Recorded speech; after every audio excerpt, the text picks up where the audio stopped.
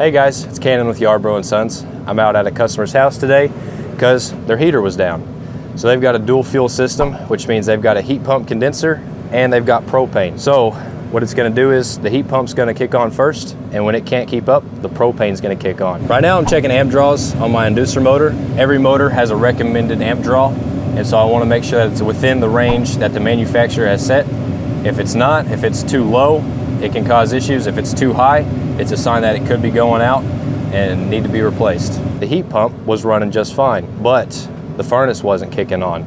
So there was no gas, it was very cold in the house. When the temperatures drop real far, the heat pump struggles to work, which is why you have to have backup heat. And so what I found was, it was not igniting. So I had voltage going to my igniter, but it was not glowing and it was not coming on. An igniter is one of the cheapest fixes that you can make on a furnace. Igniter is typically $250. Some customers don't mind spending that and they just want to keep putting band-aids on it and kick it down the road as far as they can, which is fine. You know, this is as cheap as it gets. There's not really any cheaper repair that would need to be made other than this igniter. So once stuff starts to go out, you know, if you end up having to have a major repair, you end up spending more money on repairs whenever you could have had the option to begin with.